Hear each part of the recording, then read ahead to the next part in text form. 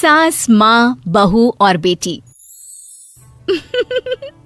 नहीं नहीं, ये कहानी इन सारे के सारे रिश्तों की नहीं, बल्कि 2 रिश्तों में ही सभी रिश्तों के होने की है। अरे बहू, मेरे और तेरे ससुर जी की रोटी मत बनाना, मैं बना लूंगी, दिन तक ठंडी हो जाती है। बहू जो कि एक वर्किंग लेडी थी। नहीं नहीं माँ जी, मैं अच्छे से कपड़े में लपेट देती हूँ ना, आप क्यों मेहनत करेंगी, माइक्रोवेव में गर्म कर लेना। अरे नहीं बहू, मेहनत मत कर, वैसे भी ऑफिस में कम मेहनत होती है क्या, जा रहने दे।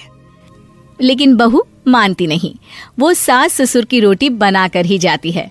दोपहर में खाने के वक्त ससुर जी कहते हैं, अरे बहू को रोटी बनाने के लिए क्यों मना कर दिया, क्या हो गया, ठंडा ही तो खाते आए हम लोग हमेशा से।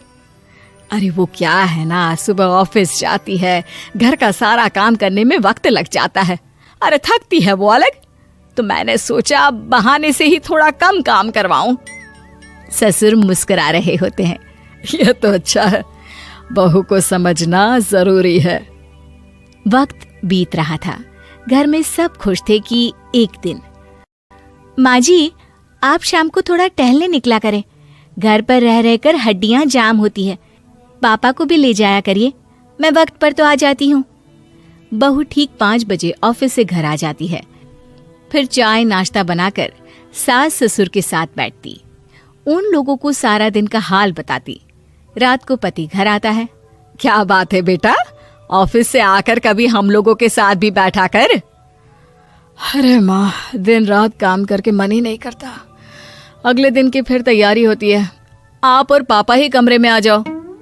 इससे अच्छी तो बहू है, कितना भी थकी रहे, घर आकर हम लोगों के लिए चाय नाश्ता बनाना, फिर बातें करना। बहू ना होती तो हम बुढ़ा बुढ़िया तो बैठे ही रह जाते। सास और ससुर अब बहू के कहने पर शाम की सैर पर निकलने लगते हैं। सास की कई सहेलियां बनती है तो ससुर को भी बुजुर्ग लोगों का ग्रुप मिल जाता है। कैसा रहा सहेलियों के साथ शाम का वक्त? हम लोगों ने तो भाई खूब योगा किया। अरे हम लोगों को गप्पों से फुर्सत ही नहीं होती। वैसे मिसेस मल्होत्रा आज बहू के बारे में कुछ बोल रही थी।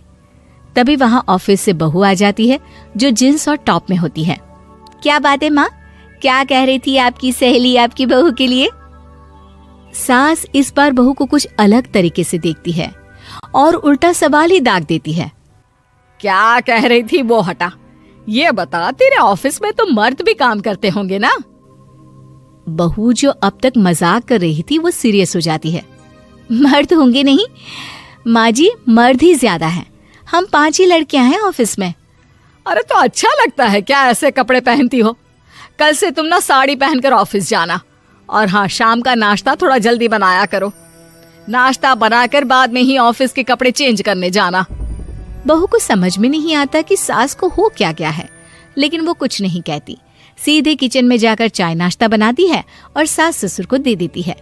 अगले रोज बहू ऑफिस के लिए तैयार होती है तो खूब सुंदर सी साड़ी पहनती है और ऑफिस के लिए निकलने से पहले सास और ससुर के पैर छूती है और निकल जाती है। क्या बात है, आज मेधा के ऑफिस में लग रहा है कोई फंक्शन है। अच्छा, पता नहीं, मुझे तो बताया नहीं, वैसे तो सारी बात करती रहती है। अरे देखा नहीं कैसे साड़ी पहनकर जा रही थी? अरे वो तो मैंने ही बोला है उसे। अरे अच्छा लगता है क्या रोज रोज ऐसे सूट या जींस में जाना? बहू हो, बहू बनकर रहो। और आप भी ना मेधा मेधा मत किया करिए, बहू बोला करिए, सर पर चढ़ जाएगी तो दिक्कत हो जाएगी। सास अब बहू को बहू जैसा रखने लगती है, हर बात पर रोका टोकी, हर बात पर ताने। क्या बात है, आजकल लेट आ रही हो ऑफिस से? अरे चाय के लिए भी देर हो जाती है, हम लोग फिर पार्क में भी देर से पहुंचते हैं। सभी की बहुएं वक्त से चाय नाश्ता करा देती है अपने सास ससुर को, बस एक तू ही है जो उस वक्त ऑफिस से निकलती है। माँ जी, वो एक रास्ता पुलिस वालों ने न जाने क्यों बंद कर रखा है, जिसके कारण ट्रैफिक ज्यादा हो जाता है। मैं कोशिश करूंगी कल वक्त से पहले निकल जाऊं। ससुर देख रहे होते हैं कि बहू अब परेशान सी रहने लगी है। एक रोज, मेधा, बेटी मेधा। जी पिताजी। बेटा देख जरा कौन सी टी शर्ट अच्छी लग रही है। वो क्या है ना, शाम को सब बदल बदल कर टी शर्ट पहनते हैं, मैं भी सोच रहा हूँ कि आज कुछ अच्छा सा पहन कर जाऊं। हाँ पिताजी, ये सही है। ये लाल वाली ना बहुत जचेगी आप पर। मेरे पापा पर भी डार्क रंग बहुत जचता है। क्या चल रहा है? अरे ससुर के सामने घूंघट तो छोड़ो, ऊपर से रंग बताया जा रहा है टी शर्ट का। अरे बहू, कोई संस्कार दिए नहीं है क्या तेरी माँ ने? बहू इस बार बहुत निराश हो जाती है। वो वहां से तुरंत अपने कमरे में चली जाती है। अब बहू घर का सारा काम करती, ऑफिस जाती, लेकिन साड़ी और सर पर पल्ला लेकर। एक बार पड़ोसन उनके घर आती है। वाह सुमित्रा बहन, बहू का तो रूप ही बदल दिया।